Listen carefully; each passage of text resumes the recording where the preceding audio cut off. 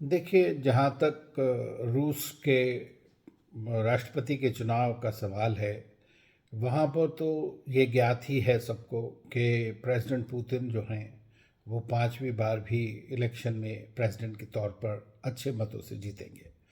जहाँ तक पता लगा है कि लगभग 64-65% वोटिंग हुई है।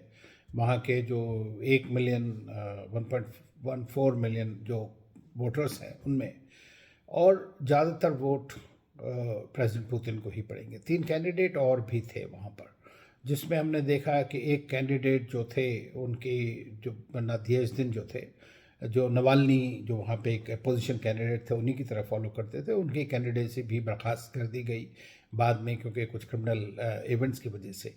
तो ये सोचना कि वहाँ पर इलेक्शन में कोई और कैंडिडेट आ सकता है, उसके दो कारण हैं। एक तो रशिया इस वक्त वॉर में है, तो वॉर के टाइम पे कंट्री बहुत ज़्यादा साथ में आ जाता है। दूसरी चीज़ ये है कि प्रेसिडेंट पुतिन की as a strong man Russia का एक प्राइड को रिवाइव करने के लिए मैं समझता हूँ कि काफ़ी बड़ा उनका योगदान भी रहा है, और उसको लोग एक्सेप्ट भी करते हैं। तो वो वहाँ की पॉपुलैरिटी रेटिंग अगर आप देखें तो अभी भी बहुत ज़्यादा हाई है काफ़ी देशों में।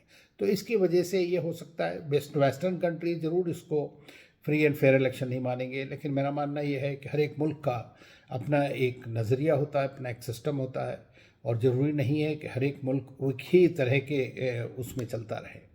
तो दूसरी चीज़ ये है कि जो एरियाज़ जो यूक्रेन के चारों रीजन्स के अंदर इलेक्शन हो रहे हैं, उसका कारण ये है सबसे बड़ा कि उसमें ये बताना चाहता है रशिया कि वो रशिया के एक अभिन्न हिस्सा हो गए हैं, और वहाँ पर जो भी कुछ होगा वो उनके कहने के साथ साथ ही होगा।